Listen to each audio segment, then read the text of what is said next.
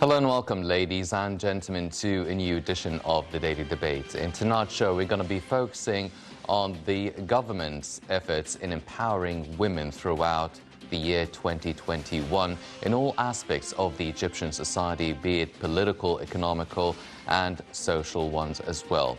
But before we start doing that tonight, let's check out one story making the news today. And we'll start off with President Abdel Fattah el-Sisi, who confirmed on Tuesday Egypt's full support to achieve the Libyan higher interest and activate its people's free will, as well as preserving its unity and sovereignty. This came during President el-Sisi's meeting with head of the Libyan Presidential Council, Mohammed al-Menfi, in Cairo, in the attendance of Foreign Minister Sameh Shukri, head of the General Intelligence, Abbas Kamel, and Libyan Permanent Representative to the Arab League, Ambassador Abdul Muttalib Idris. Presidential advisor Bassam Radi said al-Menfi hailed Egypt's vital role and relentless and sincere efforts under the leadership of President el-Sisi to regain Libya's security and stability and unify its national institutions, notably the military institution represented in the Libyan National Army. He said such efforts are being exerted in cooperation and coordination with the 5+5 committee, which is concerned with the military path of the Libyan crisis. The two sides probed the current situation in Libya and agreed to intensify consultations and coordination in the coming period to follow up the political process in Libya, in addition to procedures related to the transitional stage, with the aim of attaining stability and unification, which could enable the Libyan people to fully control their country's properties.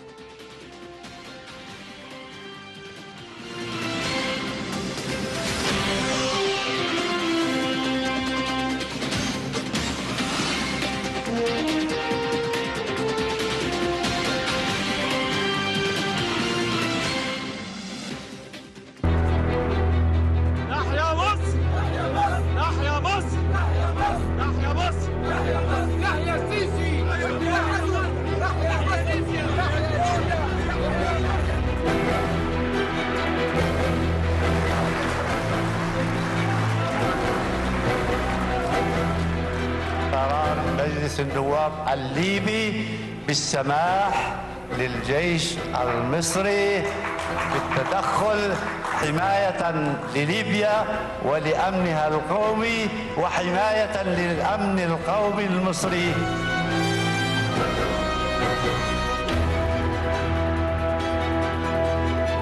القوات المصرية عندما تدخل ليبيا هيكون شيوخ القبائل على رأس هذه القوات بالعلم الليبي.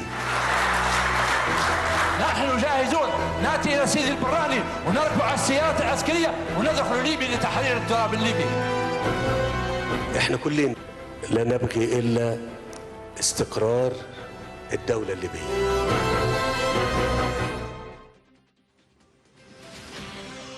This has been the top stories in the news today, but let's focus on tonight's topic. And President el-Sisi has mentioned and stressed that empowering women is a cornerstone to building a stronger Egyptian society and civilization. Let's check out this report and we'll be right back.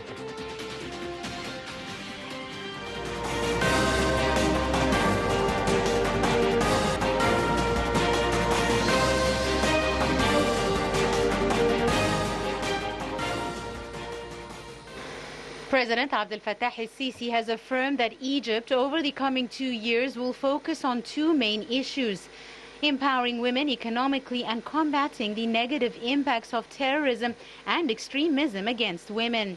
President el-Sisi announced the establishment of the Organization of Women's Development, the first specialized organization within the framework of the OIC work to promote and protect women's rights, adding that the organization is the first specialized one of its kind within the framework of the OIC work to promote and protect women.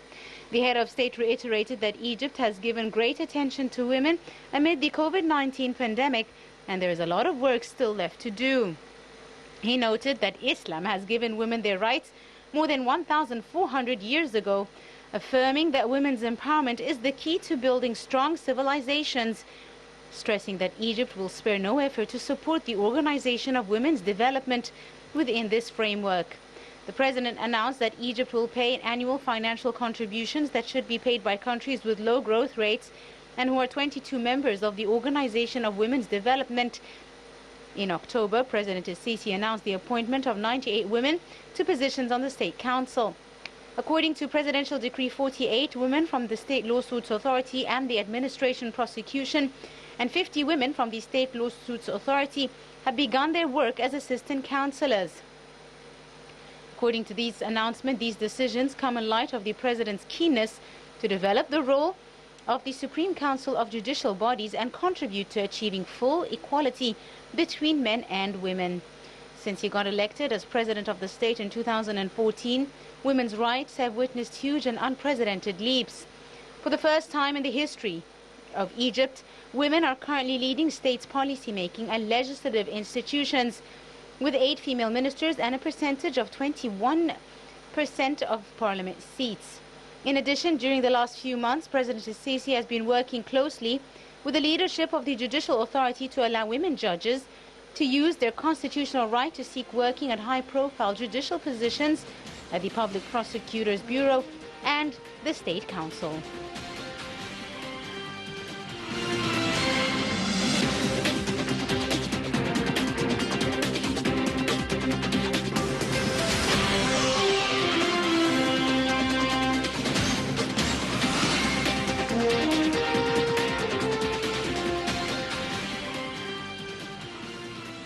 سيدات مصر العظيمات، تحية وإجلالا للمرأة المصرية، صوت ضمير الأمة والحارس على وجدان الوطن. وكانت سعادتي تمتزج بفخر بالغ وأنا أشاهد معكم تلك النماذج المشرفة والعلامات المضيئة من الرموز النسائية المصرية في شتى المجالات والقطاعات. لم أكن يوما ما وراء مكسب المادي، ولكني استثمرت دمي وشبابي في تربية النشء. نفسي أشوفك. وأنا لي الشرف. والله كان نفسي أشوفك يا سعادة الرئيس. ولا أظنني أبالغ إن قلت إن الجزء الأكبر من عظمة هذا الوطن قد استمده من روعة المرأة المصرية.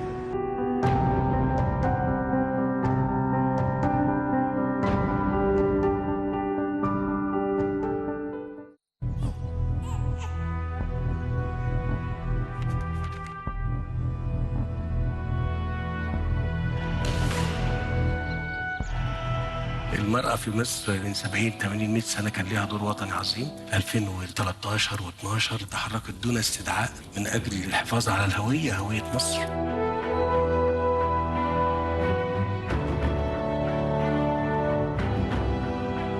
كل سيدة مصرية بتقوم بتقوية الروابط في مجتمعها، بنشر المحبة بين الناس. أنا عايز أقول بس إن المرأة لما جينا نعمل لهم مشاريع كانت هي أكثر نجاحاً من الرجال.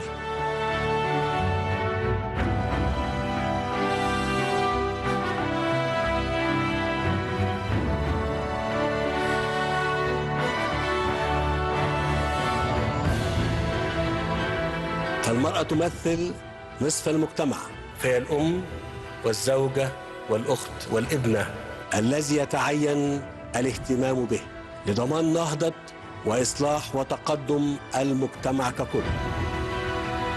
تحية تقدير خاصة للمرأة المصرية العظيمة، بنات وسيدات النيل وصانعات السعادة والنبات.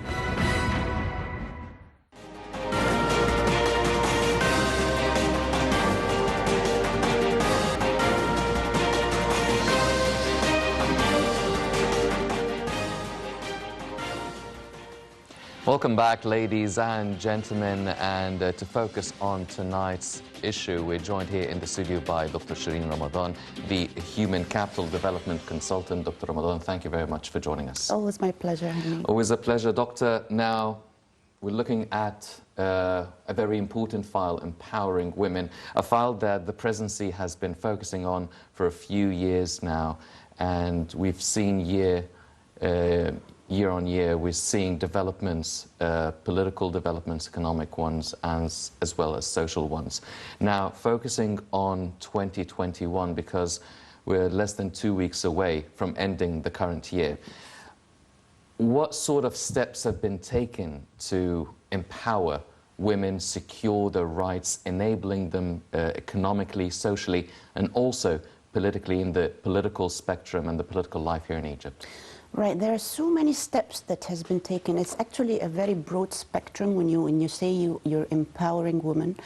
If we talk about empowerment, let's first know the importance of empowerment and what it takes to empower a human being. First of all, women empowerment is a very important issue for the growth of the economy and for the sustainable development of Egypt or any country, because you know how women constitute a big part of the economy, big part of the society itself, if not 50% of it. So when you think about if you want to sustain and sustainably develop the economy of any country, you have to utilize all the capital that you have, or the resources, as they call human resources. I like to call it human capital, because your capital, you invest in it, it grows.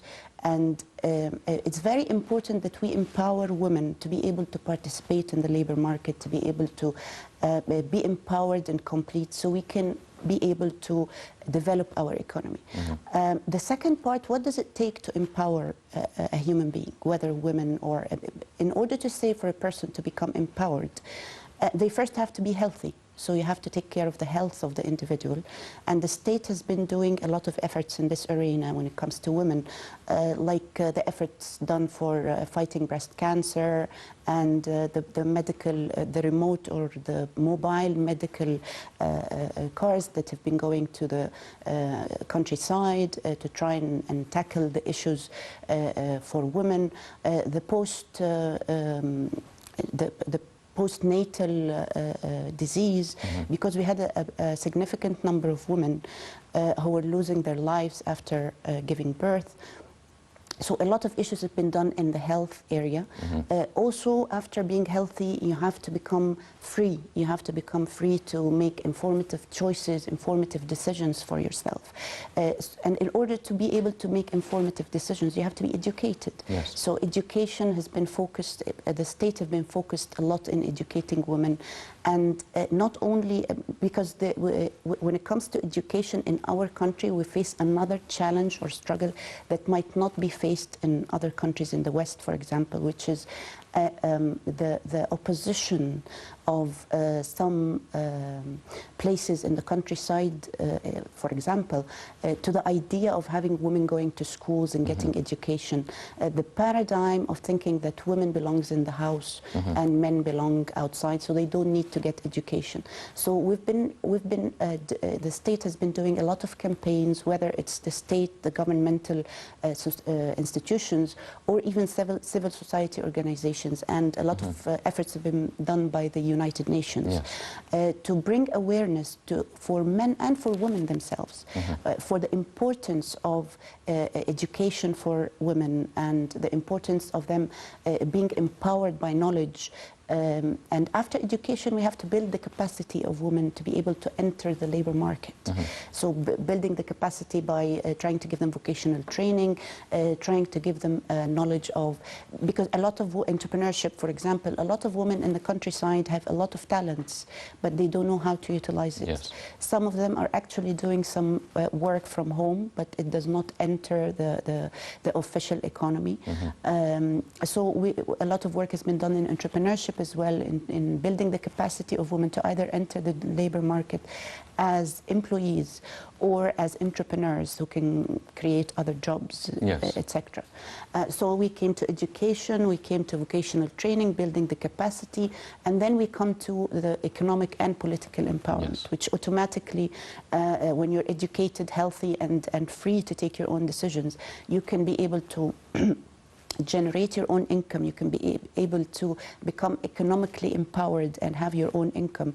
And then the political participation is an important issue as well, by adding the number of cabinet members to 27% women. Yes. Also the seats in the parliament, I think it's 168 seats, as it was 89 in 2019, which is a significant rise. Yes. And all these areas have been tackled by the government to try to achieve the overall empowerment of women. Yes. Well, you've mentioned all these different aspects. Let's take it one aspect at a time. Exactly. Let's start off with the health aspect for in terms of empowering women. Now, when you mention educational, the efforts exerted within the educational sector, especially for young girls and boys alike, it's understandable at that sort of age. But when girls and boys grow up a little more and they're done with school, there still needs to be some sort of educational, and let's focus on health. Now, all the awareness campaigns regarding, as you've mentioned, breast cancer, postnatal and post-birth. Now, all these things, do you feel that, especially in the countryside and the rural areas, do you feel that women are now much more open to really watch and look after their health? All the campaigns against mutilation, all the campaigns against all these different hardships that women in the countryside and the rural areas, and sometimes even in the big cities, suffer from. How receptive are the women in terms of understanding the capabilities and the duties they have towards their own health? Right. Well, you know how the Economic Forum, the Global Economic Forum, which is held every year, have this index, or it's a tool to measure the gender gap equality in all countries. Yes. It's called the Global Gender Gap Index. And they have measured the difference or the percentage of closing the gap between genders in Egypt.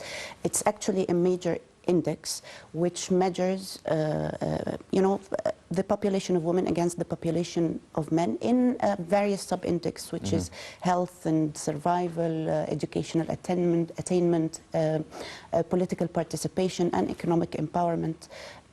So they have measured the index for Egypt, and it came up to 98.6% as an overall in comparison to the years before.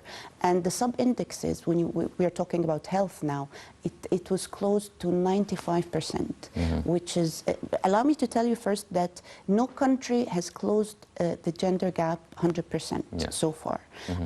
And we're talking the developed countries, we're talking about very good economies. You have Iceland on top of the index, you have the US 30-some in the level 30-something. So there's no country that has actually closed the gap 100%. You'll have areas like health will be higher than areas like political participation, labor market, etc. So if we're talking health, we have reached 95% of closing the gap between genders. And this result comes from, as you mentioned, all the campaigns that has been done specifically to take care of the health of women. Because, as I told you, when it comes to Egypt or when it comes to Arab country or developing countries in general, you face the mentality of people you're still working on the mentality of people, the importance of women to have to go and get health care, the importance of women to have to go and get education, etc. In other countries, everybody knows this is important. Maybe people cannot reach the medical facilities, etc. But they all have the mentality of that this is important, that everybody has the right for education, everybody has the right to health care, etc. So we have been working along with providing the medical facilities, providing the birth control facilities, condemning the mutilation, the physical mutilation for girls, etc. A lot of laws have been put in place, a lot of campaigns, medical campaigns going to the countryside and to the rural areas to try and help in providing the medical care for women. We are also side by side working on the mentality of the people, trying to give them the awareness of how important it is for you to go to the women and tell them that you are important, because it's not only changing the mentality of men thinking that women should not get education. Some women themselves, they don't know that it's important for them to get education. They are accustomed to the customs of the past, that they think that they are not an important contributors in the economy of Egypt and the society of Egypt. Yes. So bringing the awareness is another very important issue to be able to empower women and get them to know the importance of empowering themselves. Yes. Well, Dr. Ramadan, you've mentioned that one of the aspects of empowering a human being or empowering a woman would be getting or entering into the labor market, having this sort of financial independence as well. Now, what have been the government's efforts in really enabling and encouraging women to enter the labor market? And I mean, we're in the time of entrepreneurship and startups and SMEs. Now, what has been done to encourage women to enter the market, to start their own business, to use their capital, their talents, the vocational training, entering into the market? And what proves to be more difficult, convincing the women to get into the labor market and starting their own business, or is it changing the mentality, as you've mentioned, or the cultural aspect of it for women and men as well? Well, I would say the cultural part is the most difficult. Once you get to change the mentality of people and the cultural backgrounds embedded in their minds that women are not supposed to go out there and try to get into the labor market or get education or have their own projects, which is something normally known is for men, and women should be at home. Once you change this mentality and change the culture in this part, everything else comes, there are a lot of efforts need to be done, but it comes much easier, because once they're ready and convinced that they can do it and they're allowed to do it, they're free to do it, they can take the other steps needed and required for this to be done.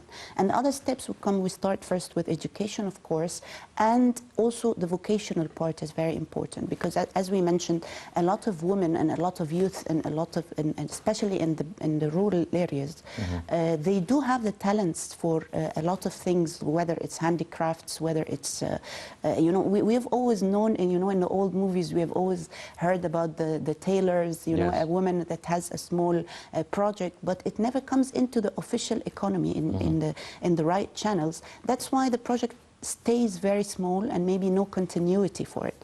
But so the government have been doing a lot of efforts. We said education. Also, there are lots of campaigns that has been done to provide institutions to give the vocational training required.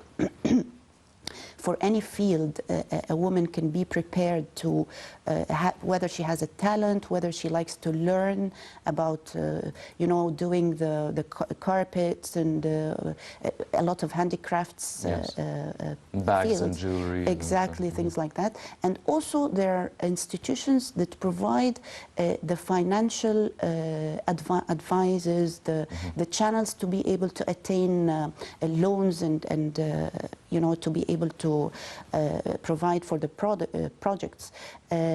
So the efforts has been consumed in so many areas that whether they want to become an entrepreneur, get the funding for the projects, get the awareness of where to get the licenses, the registrations, etc., or whether they can be vocationally trained and educated to be able to start a job. Because once entrepreneurs or entrepreneurship in general, it opens the door for providing job opportunities in the market as well. So even if you cannot sustain having a project of your own, you can always get a job in a small or medium enterprise, and then maybe you can have your own, etc. So the efforts have been done in all the areas to cover all possibilities when it comes to empowerment in this area. Yes. Well, all these efforts, I mean, they're all going fine and well, but what about the pandemic? Did that actually help push forward or accelerate the process of enabling or empowering women financially and economically? I mean, everyone at some point was stuck at home, and the financial income was actually quite limited for both sexes. Of course, yes. But do you feel that this was something that actually pushed women to, and men as well, to start their own businesses, start finding a way to get an extra buck? Alternative way, yeah. Well, I must say that the pandemic has pushed people to try and find alternative ways of doing things, whether doing business, communicating, etc. And it did prove well in some areas, like the information communication technology, Yes. etc. But according to the World Economic Forum, the latest World Economic Forum, the participation of women in the labor market has actually went down, and this is globally, not only in Egypt. And this is because the nature of the jobs that have been affected highly by the pandemic, which is hospitality and tourism, etc., and the consumer retail, you know, mostly constituted of women doing these jobs. And when these completely stopped, the number of women went down participating in the labor market. Also, the number of children that were not going to school at the same time globally gave like from 5 to 7 hours a day of children being at home, requiring the attention of the mother. So the load was higher on females too. So that was mentioned that globally, as per statistics, the participation of women have went down in the time of the pandemic. They actually said that the year 2021 only have taken us back 36 years of efforts, because they say that in order to close the gender gap, the global gender gap, which is in all countries 100%, you need 136 years.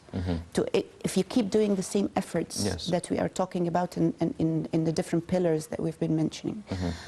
So when the pandemic came, it took us back 36 years. Yes. Of efforts. So, but that was tackled in the forum, and that meant we have to make extra efforts, because the nature of the jobs that was created at the time of the pandemic mainly focused on the information communication technology, which is mainly held by men.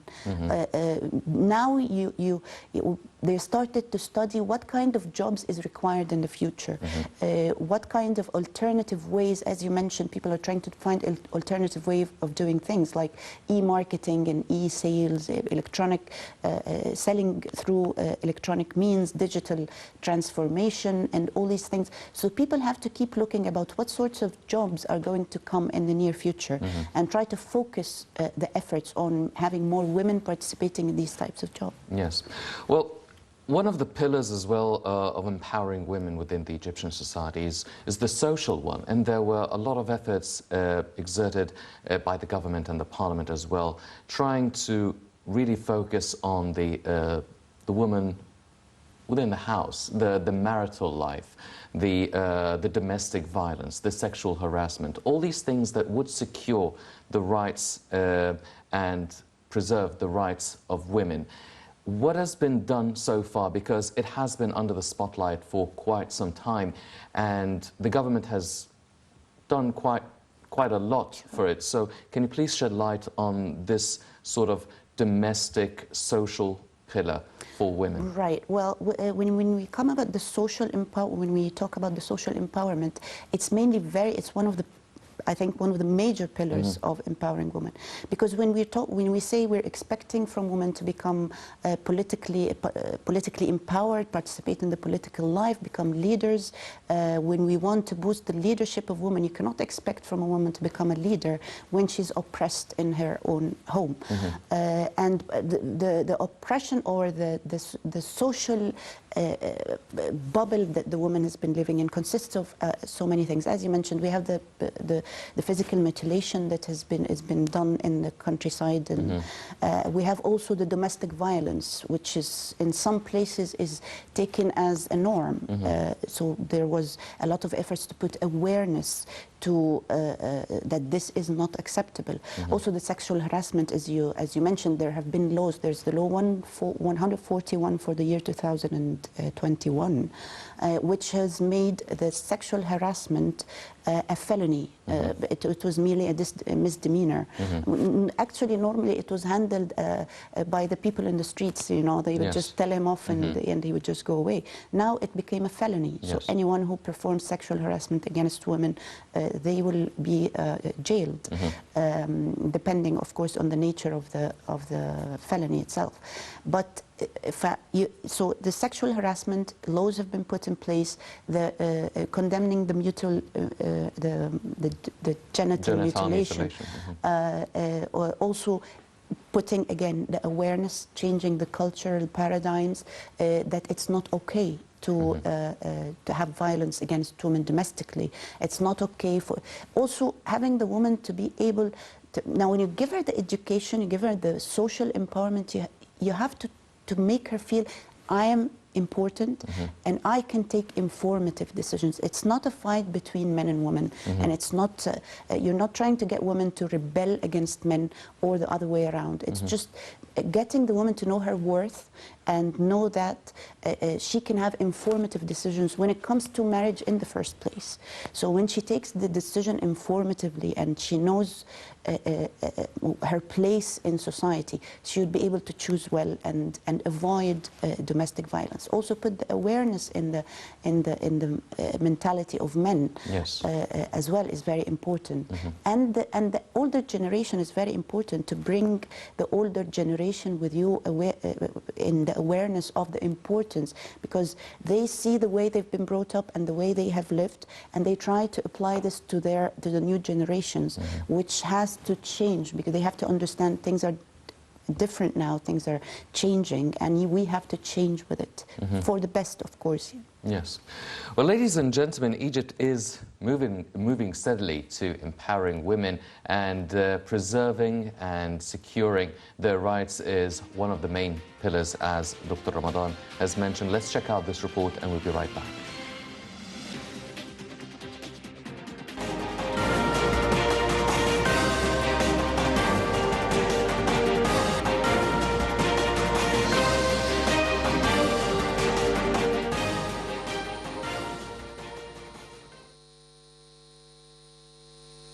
On International Day for the Elimination of Violence Against Women, the First Lady Intisar al-Sisi affirmed the women's right to live in a safe environment, free from violations and abuse of rights, where non-derogable rights are protected. The First Lady said Egypt is moving steadily towards empowering women, promoting their rights and protecting them from all kinds of verbal and physical abuse. She added that the new republic is based on gender equality, and the activation of the role of women is an essential part in building the nation. In her meeting with Duchess Camilla of Cornwall at the Tahadiyya Presidential Palace last month, the First Lady had a conversation with her on women empowerment and steps made by the state to expand their role in government. The First Lady also discussed means of supporting and empowering women. She stated that over the past year, Egypt has made great achievements in enhancing the status of Egyptian women in society and boosting their condition at all levels. She added that Egypt has been implementing national initiatives to establish the principle of social justice, including Haya Karima, Takaful wa Karama, and Nur al-Hayah. And in this respect, she also presented the state's efforts targeted at securing a decent life for all Egyptians through a series of initiatives and presidential programs.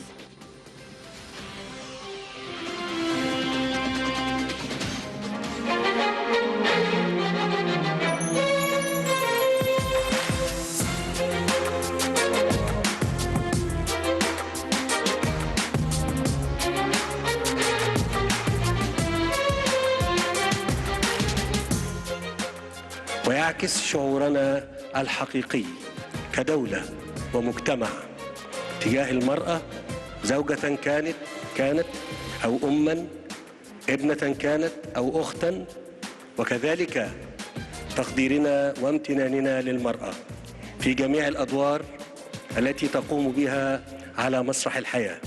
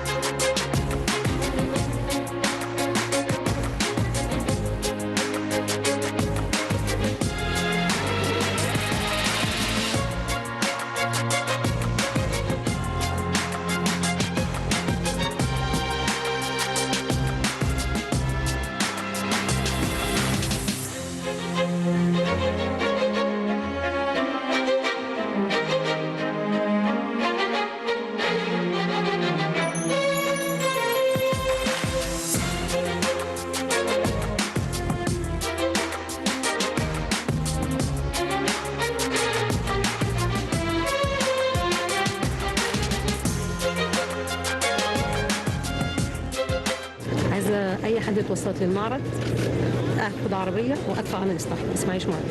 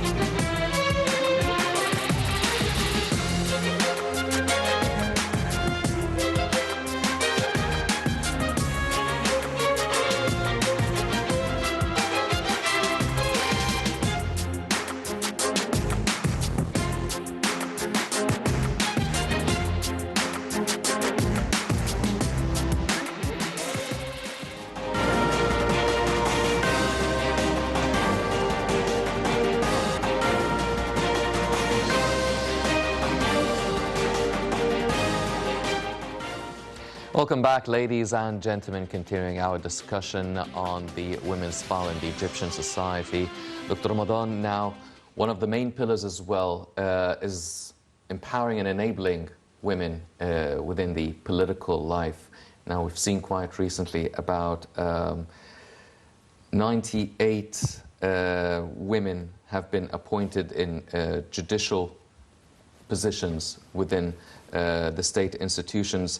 Now, it is something that we haven't seen for quite some time in the history of the judicial history of Egypt. Now, having women being appointed in judicial institutions, how big is that? How big of a sign is it for the improvement and the empowering and the progress of the role of women within our society? Right, it's one of the main pillars of the whole gender gap index is the political empowerment or political participation in itself. And we have seen throughout 2021 how it has the index, the sub-index of political participation has risen up to 25%. When we see 25%, we think it's a very small percentage. But if you compare to 2019, it was only 14% political participation of women. So it's a significant rise in number, in percentage of participation of women. And one of the major pillars, as we mentioned, in saying that women are empowered in Egypt, is having them participating in the political life. As we have seen, the participation in the cabinet is 27%. The participation in the parliament, as we mentioned, it was 130 something seats, as versus 2019 were only 89 or 98 seats.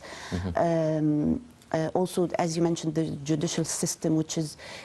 Let's go back to the mentality, because when we always say opposing women empowerment, and we always talk about the countryside and rural areas, the mentality also even in the capital, I mean, and not only in Egypt and not only in Arab countries, even in the West, but they have been accelerating more than us when it comes to changing the mentality of having women judges, women presidents, women being in the parliament, being ministers, etc. They have been accelerating, but they still haven't closed the gap completely.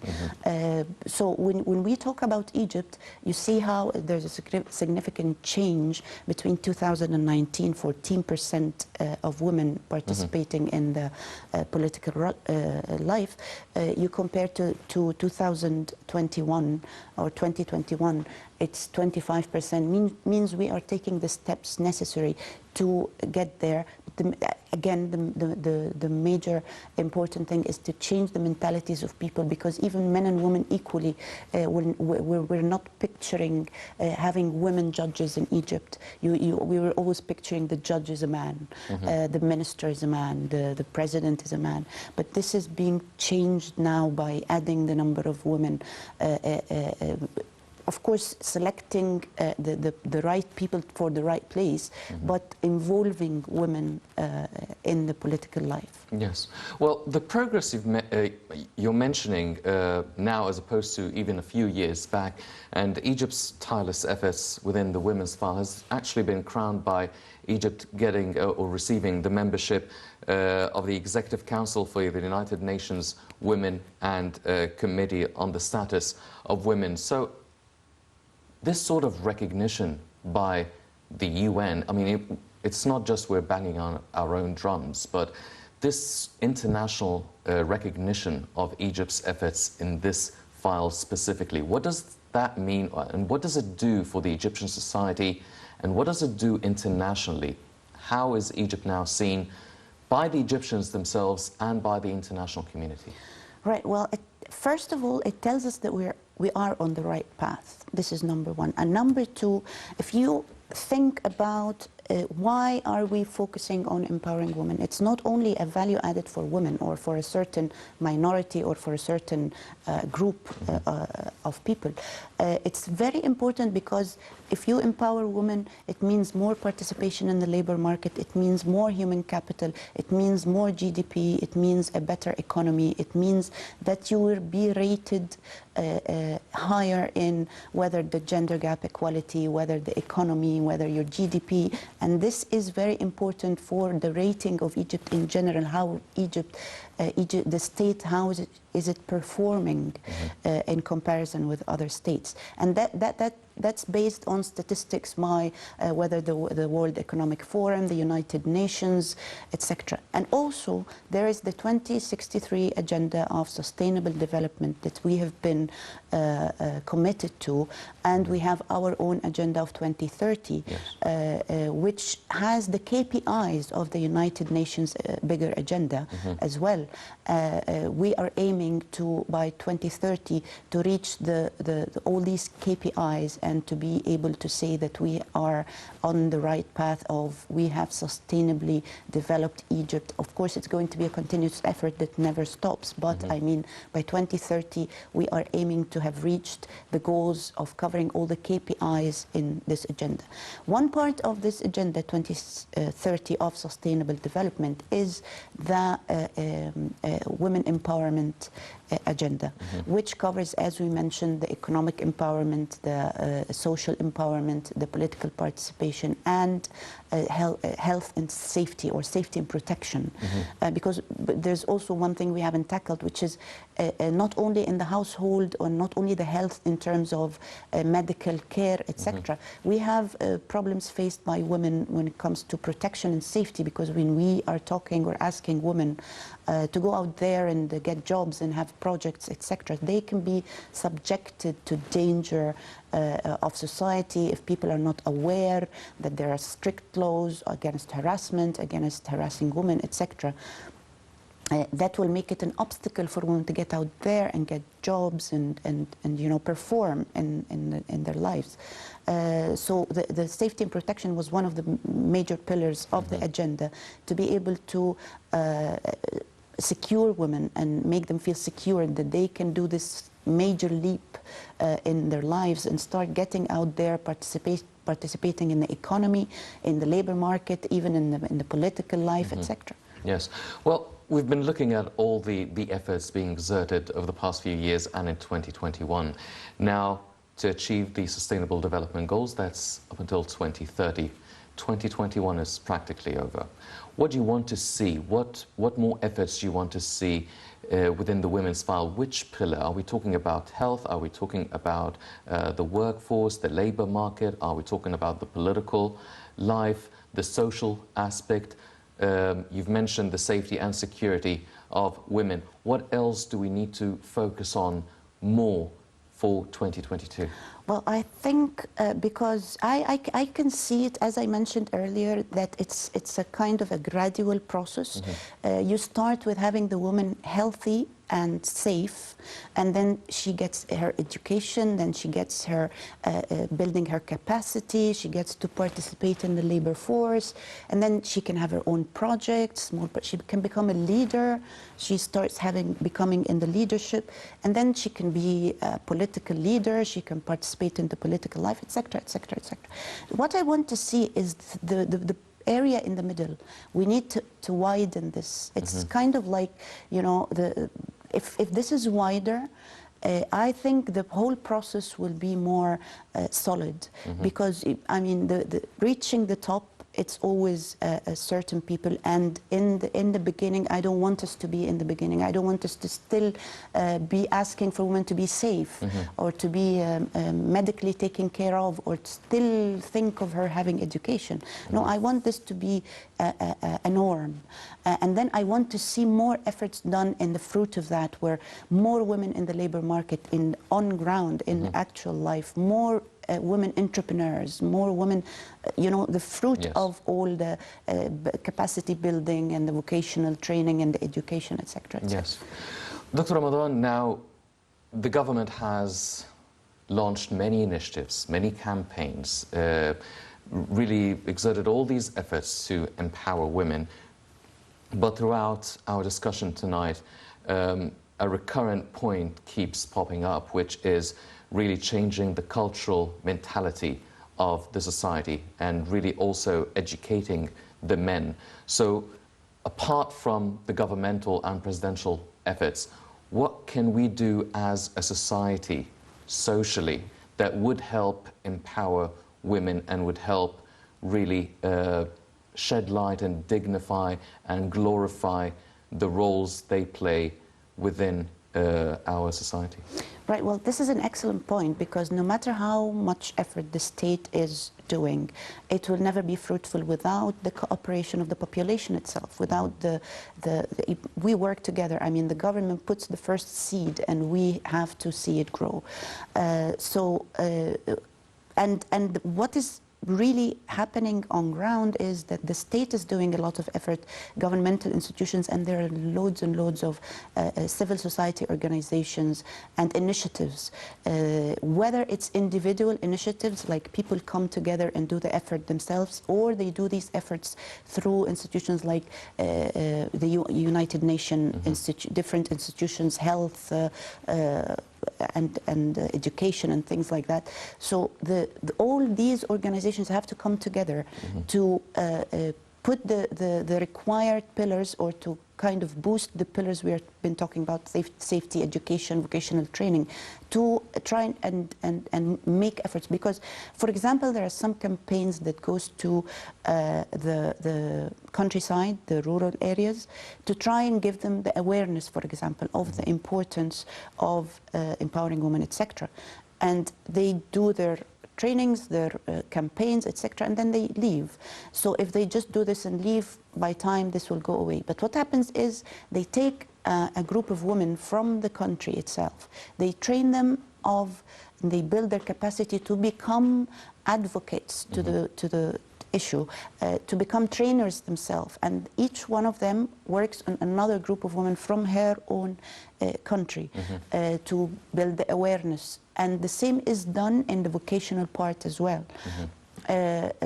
Because, you know, if the state itself cannot go to every single individual, every single home to work on them. So the effort has been like a network that keeps, it has to be an ongoing effort, non-stop ongoing effort, especially when it comes to the awareness, the mentality, you know, the changing the mentality. Also the resistance. There has to be, they work on the resistance of people. The more you keep on ongoing efforts to give awareness, the more people will stop resisting, the more people will know what the buy-in they have from the idea of empowering women for them.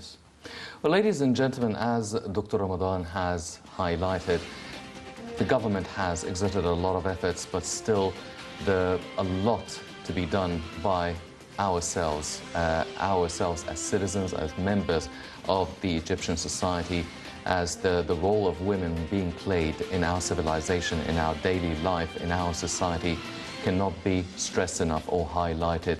enough. But unfortunately, that's all the time we have for this edition of the Daily Debate. Before we go, I'd like to thank my very distinguished guest, Dr. Sherine Ramadan, the Human Capital Development Consultant. Dr. Ramadan, always a pleasure having you with us. The pleasure is all mine. Thank you very much. Ladies and gentlemen, please stay tuned for more coming up on Night International. I'm Henny Saif.